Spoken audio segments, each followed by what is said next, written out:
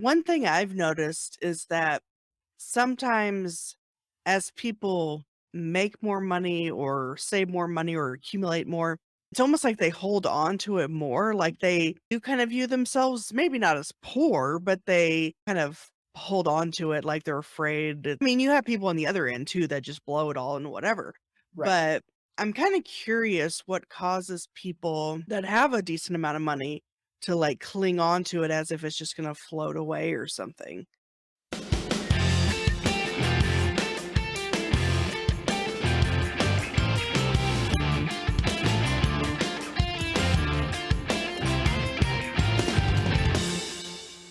Welcome to the Frugalpreneur Podcast. I am your host, Sarah St. John, and my guest today has a passion to help people gain insight about how emotions trigger and often sabotage financial decisions.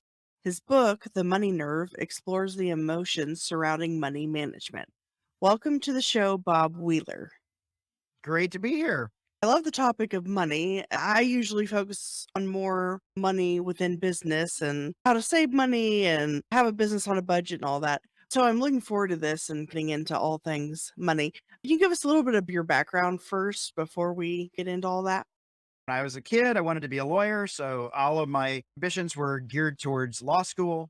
I took accounting as an elective to help my grade point average because it was something that I was easy for me, but it wasn't what I thought was going to be a career move.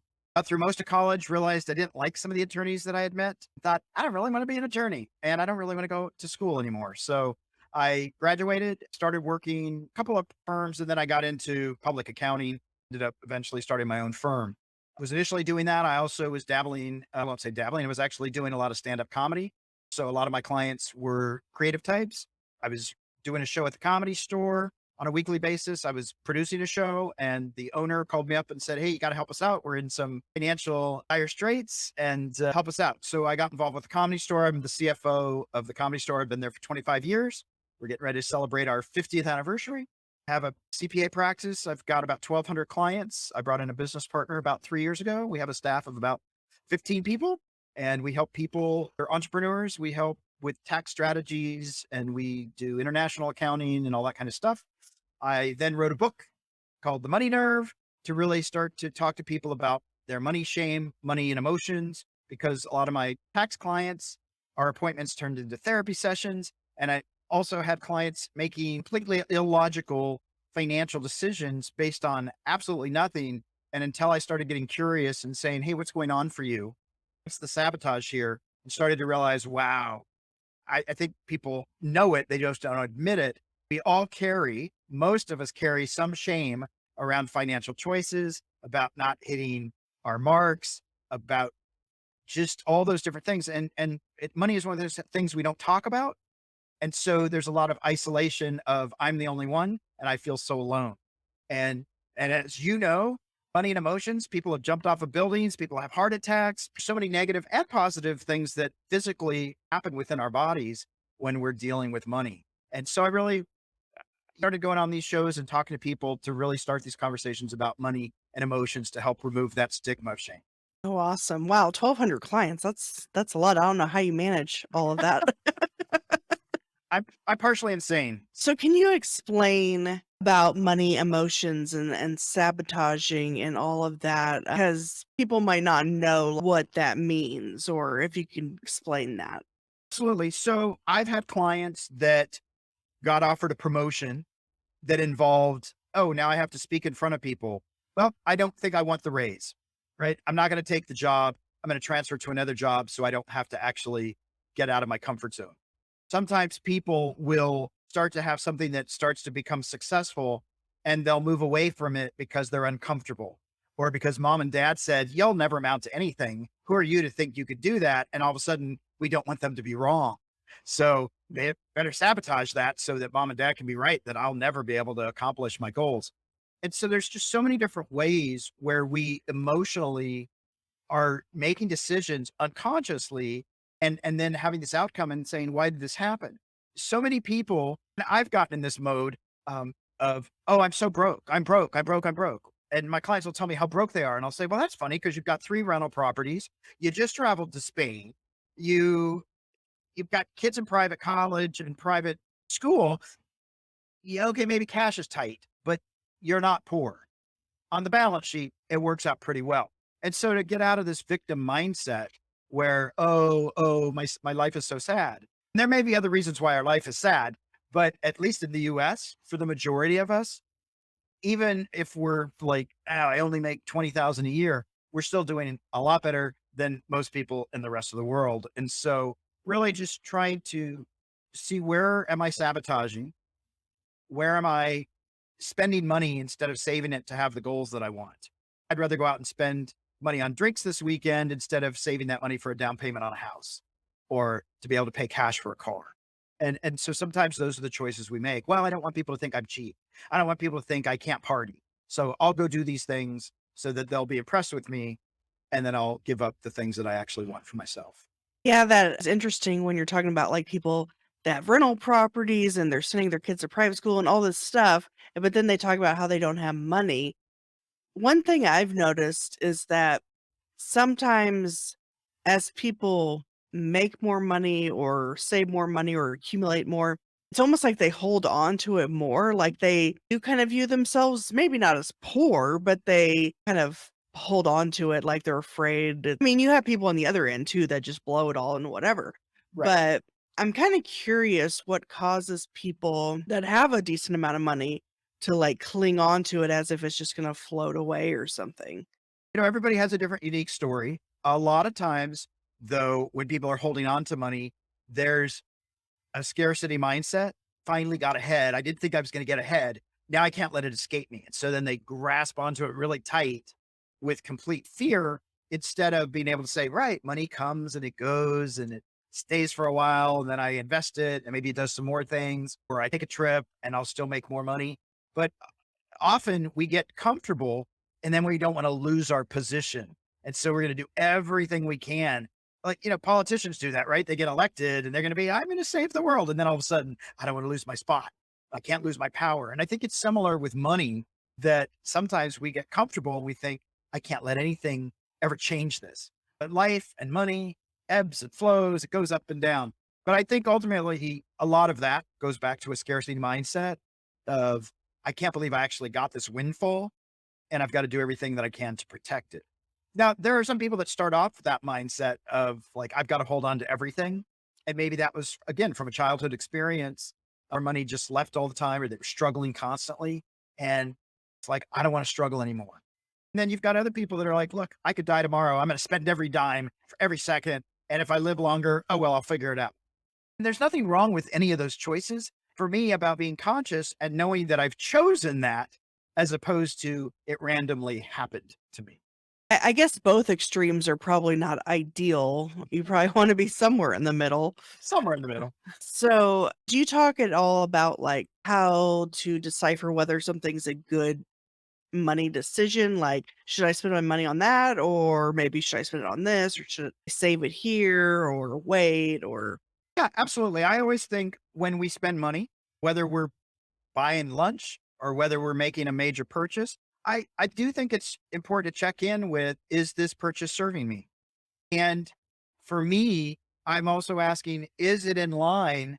Is it in integrity with what I say that I want? Right. So if I'm like, I'm about saving money and giving to charity, but I'm actually really about spending as much money as I can on an expensive meal and traveling on quick weekend getaways, maybe my choices aren't in line with that. Now, there's nothing wrong with those being my goals, but I want to be clear. If I just want to like live for the moment, then great, live for the moment. So I think it's important to ask that question. Now, I've had some people, I was talking with Thomas, who works with people around money, and her question always is, will this purchase bring me more money? And whether it's because I feel confident in this new outfit I bought, or whether it's because I just invested some money that's going to have a good return. It is important, though, I think, to be conscious of, what am I spending on this? Why am I spending it? What need is it fulfilling? Does it get me to look cool? Does it make my parents proud? Is it something that is just in alignment with what I say that I want? So I definitely think, even when I'm trying to decide if I'm going to buy food or bring my lunch, am I worried that my coworker's going to be like, Bob always brings this lunch. He's so cheap.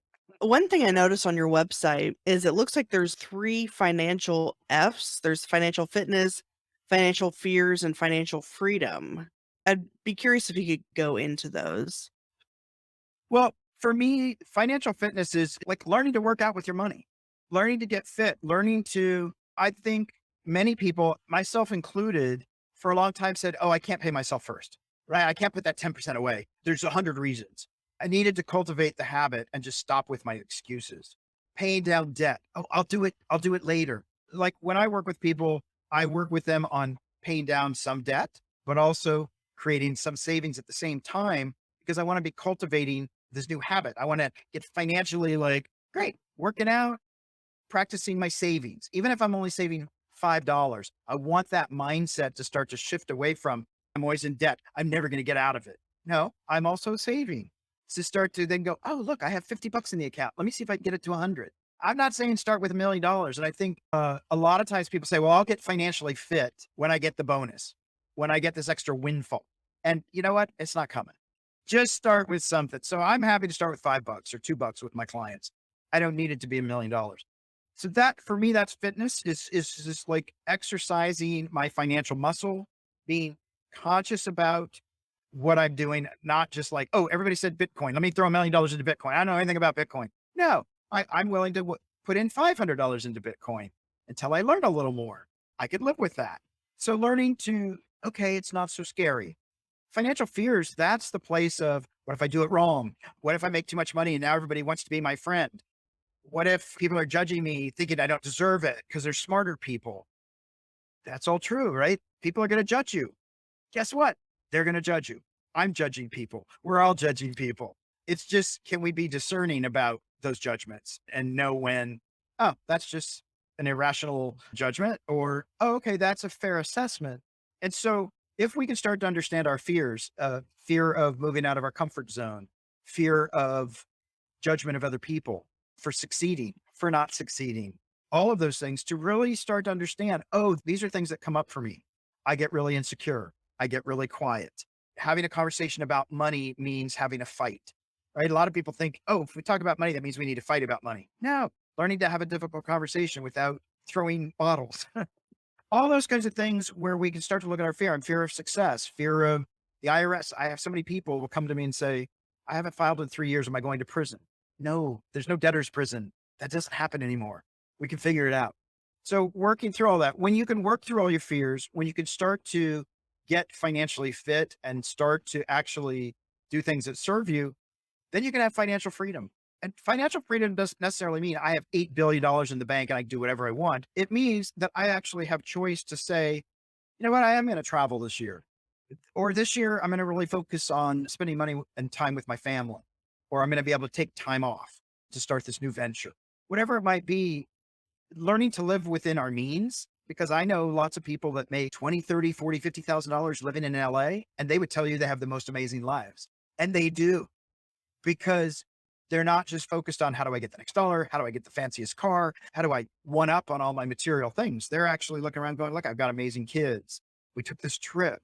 And okay, it wasn't Paris, but they had an amazing trip. And so for me, getting to financial freedom is a place where I get to have choice and not necessarily that, oh, okay, I could buy the whole world. Yeah, that's a good point because I think a lot of people, when they think of financial freedom, they think of being able to travel anywhere, eat anything, buy anything, when really it probably just means, feeling like you can do the things that you want to do. I mean, obviously, some people want to travel the world, maybe you can't, but being able to live the way you want to live without living in a cardboard box or whatever. Well, absolutely. And here's my own finances. I could probably, if somebody said, hey, you want to go out and buy a $200,000 car, I could probably do that. I can't do that every day. I can only do that once. And so it's like, it's funny. I'll ask people in a workshop, I'll say, who wants to be rich? Everybody's like, I want to be rich. What do you think of rich people? Rich people suck. Okay. Well, that's sort of interesting. You want to be a person that sucks. Oh, right. And so we have this bind because we want to be this rich person that can do anything. And yet we have this negative image of what rich people are. They're greedy, they're evil, right? And we want to be that, but we don't want to be the evil and the greedy. And we have to learn how to reconcile that. There are lots of amazing, wonderfully rich people that are incredible human beings. And I know lots of people with no money, they're complete jerks. So money just amplifies who we are as people. So it's just an interesting thing. If people want to be rich, the other thing I ask people is when they get all excited, yeah, I want to be rich. Do you deserve it? And then a lot of people take a breath. Oh, don't ask that. Right. And then that's the place where I'm interested. That's the place that I want to explore, that place where there's a hesitation, because there are a lot of people that are like, cool, I'm cool. Wealthy is great. But there's more people that when you say, do you deserve it? Oh, that's a touchy subject. And that's where the juice is, I think, for all of us. Earlier, you had mentioned kind of in passing about Bitcoin, and I'd be curious. Well, I'm curious to hear more about diversifying, period, including maybe Bitcoin. Well, I definitely think it's great not to have all your eggs in one basket. So I definitely think if you have the ability to have some real estate, if you're not living in Southern California, there's a lot of places where you can buy real estate for 80,000, $120,000 instead of 2.5 million. So real estate is great. Having some money, if you're not comfortable investing in the stock market per se, looking at mutual funds, which is a combination of stocks and bonds, like a Vanguard fund. There's some great funds out there. I have physical coins. I have silver and gold that I have. So just in case all the ATMs and electricity goes out, I could use my little silver to buy a meal. I've got my coins. And I think you also have to pick your comfort level. I do have a little bit of money in Bitcoin, but I don't fully understand it and I'm not that interested in it. Other than, yeah, it'd be great if I put in $5 and I got 1,000,000, that'd be fantastic. But I'm realistic. I'm not putting in $1 to the lottery, planning on winning $2 million so that I can just move forward. I think Bitcoin is great. And there's a lot of people out there, and Bitcoin versus crypto. There's a lot of stuff besides Bitcoin. Crypto is all of the different Ethereum, Litecoin, Doge, all those things. And if that's your comfort level, for me, if I'm going to put money in the stock market, if I'm going to put money in crypto, don't ever put any more money than you're willing to lose, because it's really just like going to Vegas, and it can pay off nicely or the house can win. And so you just want to do stuff that feels right for you.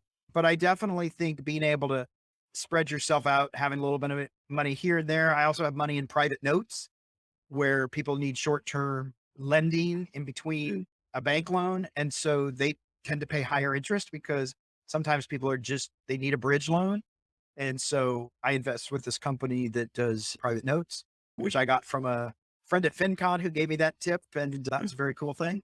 So there's a lot of different ways to do it. It's not all just, oh, I'm going to play the stock market or I'm just going to do crypto. Yeah, I get overwhelmed with all the different options, and I haven't done any of the crypto stuff because I don't get it either, and I keep hearing about it, I'm like, "I don't," and then, like, NFTs and all this, I'm like, "I don't know what this is, and I don't care." But it's like, at the same time, I don't wanna miss the bandwagon, but Yeah, totally. NFTs, a client of mine called me up and said, hey, look, I just made $400,000 on NFTs. I might actually just quit my job. I'm like, well, don't quit your job. This is great, but I don't understand this stuff. Enjoy the money while it's coming in, but maybe keep your day job for a while. If you get like $10 million, okay, maybe let's talk. But yeah, I don't always understand it either. And it doesn't mean it's not a good investment. It just means I need to do a little more research. And then at the end of the day, I may still decide that's not for me. I had a relative who was like, beanie babies are going to be the way to go. And they spent, I don't know, this was probably, I don't know what, 10, 20 years ago when the beanie babies were big. They invested like $50,000 in beanie babies. Everybody has a choice. Everybody has a choice. Oh, wow. Did they end up selling any of them and making money back? They did not make their money. They lost. Hey, nothing ventured, nothing gained, I guess. But again, there's nothing wrong with any of those things. Just know how much you're willing to lose. And then if you make tons of money, fantastic. I'm always happy for people to prove me wrong on things that I'm like, I'm not so sure. They come back and go, look, I won. Fantastic. I love that. I love being Mhm. wrong when it comes to that, because I don't always know either. Nobody gave me a crystal ball. And if I could find one, it would be awesome. And do you have any budgeting tips or advice? So one of the things I think is really important to do for people is to, especially if they're getting started in all of this, is to keep a little notebook, not a notepad, but a little notebook. So you can write on the left side, write down all the money coming in, on the right side, all the money going out, and really starting to track that. When I do workshops that are like 10-week series, By the third or fourth week, people will say, I have so much more money because I don't want to write anything down because I want to tell you what's in my book. It's a great way for you to start to see, oh my gosh, I spend $5 a day on lottery tickets. I was arguing with a friend who was going to Starbucks every day. And I said, when you go get your coffee every day, you're like $5 or $6. Like, no, I'm not. I'm spending $3. I'm like, give me the receipt. He's like, okay, here you go. I'm like, look at that. It's $4.95. What? When did the coffee go up? And I'm like, and then all of a sudden, then he had to add a scone and so I think it's just important to really look at what am I spending and gift cards. That's money coming in. If somebody gives me $100, that's money coming in that I didn't have before. And so just tracking all of that stuff so I can start to say, oh, more money comes in than I realized and a whole lot more money goes out than I realized. And that's a great way to at least get started in seeing how you spend. I definitely think it's important to know how much it costs to live per month for yourself. Ideally, it's great if you can have 6 months of savings. Most people don't even have a month of savings. And when I tell people that, I don't expect them to do it tomorrow. Like, I have no savings today, but by tomorrow, you need to have 6 months worth of savings. No, but make that a goal over the next year or two that I'm going to work up to 6 months of savings. Do it in digestible bites. I like baby steps. But I think the more you can start to look at your budget and maybe ask somebody else to hold you accountable to it or to take a look at it, gasp, have a conversation with your partner, spouse, girlfriend, boyfriend, and talk about money because a lot of people don't. Budgeting is such a useful tool and really lets you know where you stand with things. I'm actually working on some house improvements. I just bought a house and I had a certain budget in mind. And all of a sudden, this was a more expensive, more expensive. I went, oh, wait a minute. I need to recorrect my budget and see where I stand because I'm not willing to spend more than, like in my case, I don't want to spend more than $50,000 for the things that I'm doing. And I'm like, ugh, I'm 5,000 over. Now, can I afford the 5,000? I can, but it's the principle. And so now I'm looking back saying, you know what? I was comfortable with 50. I'm not comfortable with 55. What do I want to cut? And so now I'm going to go back and try to renegotiate a couple things. And there's a couple things that are like, yeah, that's not going to happen. Yeah, you had mentioned baby steps. Are you familiar? Oh, well, I'm sure you are with Dave Ramsey and Financial Peace. I took that because we were in debt and we finally got all the debt paid off except for the house. I don't know, maybe a year ago or something. The last step that he has is pay off the house. But I don't know, we've been kind of going back and forth on like putting more money towards the house payment to pay it off earlier. But then I was listening to another entrepreneur talk about how if you have your house at a 3% interest rate, that if you pay it off early, I mean, you're just saving the 3%, or you could take that same amount of money and put it somewhere else and get maybe 5, 10, who knows what percent. So I'm just curious, like, what your opinion is if someone is trying to decide, and this is a very specific example, but just trying to decide whether to start paying off their house or applying that money towards other things that have a higher interest rate than their mortgage interest rate. Yeah. I think that's a great question. And again, it's slightly different for everybody and what's their comfort level. But for me, if I'm looking at their cash flow, I'm looking at what's going on in the world right now. So right now the world's a little crazy. Inflation's shooting up and all these other things. If I've got a fixed mortgage, meaning I don't have a variable rate, and so I'm paying 3% or 2.8, and that's not changing regardless of what happens in the banking and the financial world, I'm going to actually consider holding on to my cash right now. I actually would say, okay, maybe I do want to invest it over here and maybe I want to start this new company, but I'm not going to put it all in the house with what's going on today. Now, Mhm. having said that, I tend to put more equity in my house than other people would initially be like, don't do that. I'm like, that just makes me comfortable because I want to put stuff in and then I'm happy with the mortgage payment. Yeah, I could put in less and have a bigger mortgage, but yeah. So I would put it all in there and I don't put it all in there, but I put more in than most people would. So if they said, oh, you got to put in 20%, I'm probably putting in 35. But I do want to have that cash available with what's going on. Now, if I was at a variable rate, I've got $2 million of inheritance. This just came in and I've got other things going on and my cash flow is really solid. Yeah, I might actually say, you know what, let's get that thing paid off or let's get that thing refinanced. And so I'm going to sort of look at the bigger picture of what my comfort level is or my cash balance is all where I want them. Is my savings account set for my 6 months or my 12 months? Are all those things in place before I pay it down? Now, interestingly, in California, we have earthquakes all the time.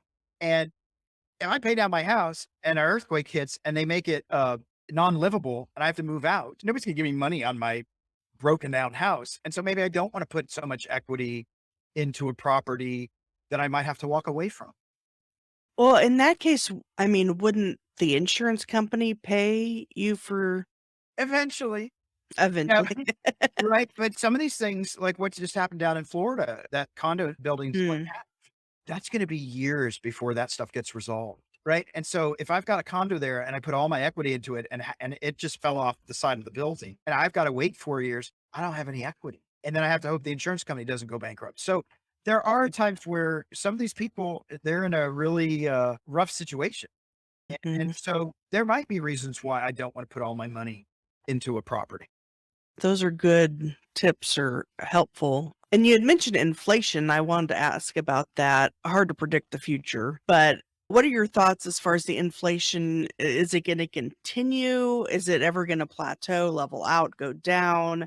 I don't know, because I think everybody's kind of freaking out right now and like they're saving even more money, the scarcity mindset, or they're buying up stuff because afraid of inflation and Nobody knows, and I don't wanna be a grim reaper.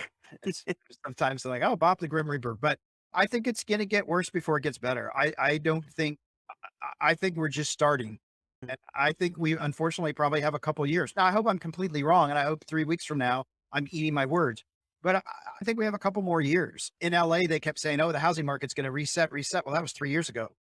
It hadn't reset. It hasn't corrected. So, I definitely think that it's gonna be a bit. And I definitely think once we get through it, it's gonna be awesome. It's gonna be, yeah, we need to hunker down a little bit and just I'm not saying we have to be so scarcity mindset focused. I think we need to be cautious. I'm frugal or cheap by nature. And so it's just, I don't want to feed into that fear. And I'm also going to be practical. So I can joke about this. I do have a scarcity mindset and I do like having 6 months worth of food in my cupboard pre pandemic. That's just always been a thing for me. It just gives me comfort. And you know what? You have some canned food, you got some beans, all that stuff. It's not going to go bad. I joke about it because it is a little silly, but at the end of the day, it gives me comfort and I'm not hurting anybody. But I'm not going to go feed into an obsessive. So when you say it, at least it's your prediction. I don't know if that's the right word, but you feel like it's probably going to get worse before it gets better. Do you mean like the inflation? Because I think it's what 7% now or something. Yeah, something like that. Yeah, I think You think it's going to go up to what 10 or beyond? maybe. So I'm old enough that in the late 70s, mortgage interest rates were 18%. Wow. And I remember, and I didn't understand it at the time because I was in high school, but I remember people saying a lot of people had variable rates. And so all of a sudden their house payment went from $800 to $1,200 to $2,000. And I would hear these conversations. My mortgage just tripled. And I'm like, well, how is that possible? Because I didn't really, like, I just didn't understand. I was busy like being a teenager. But I remember the fear and people losing houses and because people didn't plan ahead and then they couldn't refinance as things started. So I all I remembered is the first time I bought a house, fixed rate, Mhm. fixed rate. I remember the nightmares of people with the variable rates. And I thought, I don't care if people are like, yeah, but it's not gonna, I don't care. I want a fixed rate. I always want a fixed rate because I know what it is. I hopefully we don't get to mortgage rates of 18%. That's a big mountain to climb because right now we're like what 2.8 or 3 point, Mhm. like we're less than 5. So yeah, I think there's more to come, but I think we'll also get through it. How are inflation rates determined anyway? Because 7%, I mean, what is that based on? Is that an because food almost seems like it's gone up almost 100% sometimes at certain foods, but then, like you said, mortgages haven't really necessarily gone up much, so I'm just kinda curious how that works out. So I just had to look it up. So here's what it says because I don't know exactly the terminology, but inflation refers to the general progressive increase in prices of goods and the services in an economy. And when the general price levels rise, each unit of currency buys fewer goods and services, and inflation corresponds to a reduction in the purchasing power of money. So the common measure of inflation is the inflation rate, the annualized percentage change in the general price index. So a box of cereal is $5 and next year the box of cereal is $15. And they can measure the percentages on lots of different purchases to get the price index. Okay. So it's just kind of an average of taking all costs, all living costs together and then cuz I know like people's rent has gone up like I don't know about double, but maybe at Yeah. least a third or something. At least it's exponentially increased. It's interesting because there some people out there, they're making minimum wage and everything's going up and up. And I just don't, it's difficult to live off of $15 an hour when when most of your money's going to rent. You're like, do I want to pay rent? Do I want to eat? And that's true for a lot of people. Yeah, and I mean, if people's incomes continue to go up to match the inflation, I guess then maybe you won't really notice a difference. But at a certain point, and I know a lot of companies are doing that, giving raises and stuff. But at a certain point, there's only so high they can go, and it's gonna Right. not match inflation at a certain point. Yeah, it's sort of an interesting thing because great, they give everybody raises, but the tax rates aren't being adjusted for inflation. So now I get a new tax bracket. So now I have less money because I'm in a higher tax bracket. And it's interesting right now. I think this is everywhere, but I know at least in Southern California, it is hard to find somebody to work. And Mhm. so people are paying more money just to get a body in the door that they would have never paid the amounts of money they're paying. So I do think people are seeing increases in wages, but there's a lot of people that aren't interested in working. Pandemic, I think, has really changed a lot of people's perspective, and some for the good, some not so for the good. But at the end of the day, it is what it is. So we'll get through it. Well, I really appreciate your time today. We've kind of gone over a lot of different things. And was there anything else in particular that you wanted to cover before we end? I would just say, with all that's going on and talking about inflation, talking about being frugal and things like that, I think it's really important to check your credit card debt. I think that it's so easy to just say, oh, I'm going to put my groceries on a credit card. But if you're not paying that credit card down, you're potentially paying double on that food purchase. And so I would just really caution people about paying with things on credit cards and then only paying the minimum. If you're going to use a credit card, pay that balance down to zero because it can snowball so quickly if you're not paying attention. And credit card debt, and I was there and I had lots of credit card debt that you were sharing, you got out of debt.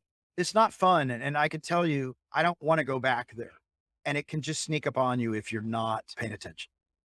Yeah, definitely. I think that was the issue we were having is we just weren't paying attention. But so we had the car, and so that was part of the debt. We paid the car off, but then the rest of it was credit card. But it wasn't. We were paying the balance every month, but we had like a 0% balance transfer thing.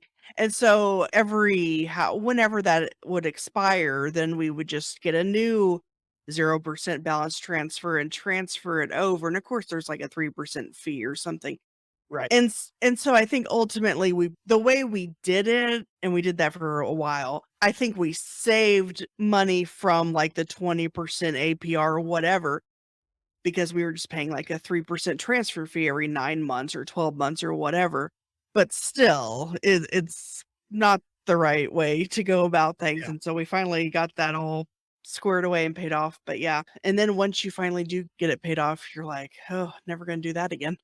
Yeah. Please, please. Yeah, absolutely. Absolutely. Yeah. So now we budget and because we weren't doing that before, we weren't paying attention really to what was coming in versus what was going out, which to me now, I'm just like, what were we thinking? Like it just Right. seemed so obvious that you would budget and now we're in the habit of it. Learning to get financially fit. Exactly. Well, awesome. Well, I appreciate your time today and people can learn more about you at themoneynerve.com. You also have a book and a podcast. Yep. And then I'll have show notes at thesarahstjohn.com/money nerve. Thank you so much for your time today. Thanks so much. I enjoyed it. Have you considered starting a podcast for your business? Or maybe you already have one, but are afraid of pod fading because you just didn't realize how much time post production would take. I can help. My company, podseam.com, makes podcasting as seamless as possible. We help you launch, manage, market, and monetize your podcast seamlessly. We do more than just podcast editing and production. We help you leverage the power of podcasting to get new leads and grow your business. Learn more at podseam.com. That's PODSEAM.com.